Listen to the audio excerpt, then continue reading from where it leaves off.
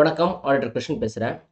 CA foundation June 24 எக்ஸாமுக்கான admit card ICI வந்து நேற்று ரிலீஸ் பண்ணியிருக்காங்க. That is 5th June evening release பண்ணாங்க. ஆக்சுவலி நேற்றுக்கே வீடியோ போடணும்னு நினச்சேன், பட் வேறு ஒரு வேலை இருந்தனால போட முடியல. ஸோ அதனால தான் இன்றைக்கி வீடியோ போடுறேன். ஸோ யாரெல்லாம் வந்துட்டு இந்த மாதிரி அட்மிட் கார்டு ரிலீஸ் ஆனது தெரியலையோ, இந்த வீடியோ பார்த்துட்டு இருந்தால் இமீடியட்டாக அட்மிட் கார்டை டவுன்லோட் பண்ணிக்கோங்க. உங்களோட ஐசிஐ எஸ்எஸ்பி போர்ட்டல்லையே போயிட்டு லாகின் பண்ணி டவுன்லோட் பண்ணிக்க முடியும். அண்ட் ஒரு தடவையாவது உங்கள் வீட்டிலேருந்து அந்த எக்ஸாம் ஹால் ரொம்ப தூரமாக இருந்ததுன்னா ஒரு தடவை போய் பார்த்துட்டு வாங்க. ஸோ ட்ராவலிங் டைம் எவ்வளோ ஆகுது அப்படின்றதெல்லாம் பார்த்துக்குங்க. அதுக்கப்புறம் ஒரு செக்லிஸ்ட் போட்டு வச்சுக்கோங்க, எக்ஸாம் ஹாலுக்குள்ளே என்னென்னலாம் எடுத்துகிட்டு போகலாம் அப்படின்னு சொல்லிட்டு. பேனா, பென்சில், ஷார்ப்னர், கால்குலேட்டர், இந்த மாதிரி ஒரு ஸ்கேலு, எல்லாத்துக்கும் ஒரு லிஸ்ட்டு போட்டு, ரப்பர், ஷார்ப்னர் எல்லாத்துக்கும் லிஸ்ட்டு போட்டு வச்சுக்கோங்க. வாட்ச்சு எல்லாம் லிஸ்ட்டு போட்டு வச்சுட்டு பாருங்கள். அண்டு நல்லா எக்ஸாம் எழுதுங்க. எக்ஸாம் எழுதி முடிச்சுட்டு உங்களுக்கு ஒரு வேளை கான்ஃபிடென்ட்டாக இருக்குது இந்த எக்ஸாம் பாஸ் பண்ணிவிடுவோம் அப்படின்னு சொன்னால், நம்ம ப்ரீ ரிசல்ட் பேட்ச்சில் நம்ம will start inter pre result batch. அதை பற்றி நான் திருப்பி அப்புறம் ஒரு வீடியோ போடுறேன் எக்ஸாம் எழுதி முடிச்சதுக்கப்புறம். But just keep it mind. இது ஒன்று.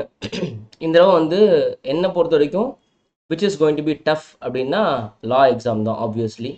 ஃபஸ்ட்டு வந்து நான் லா எக்ஸாம்னு சொல்லுவேன். செகண்ட் வந்து either it can be economics or maths. ஏன் அப்படி சொல்கிறேன் அப்படின்னா, எக்கனாமிக்ஸில் அந்த புதுசாக 40 மார்க் போர்ஷன் ஆட் பண்ணியிருக்காங்கல்ல, நிறைய பேர், அதாவது ஓல்டு சிலபஸ் பசங்கள்லாம் நிறைய பேர் அதை ஒழுங்காக படிக்க மாட்டாங்க.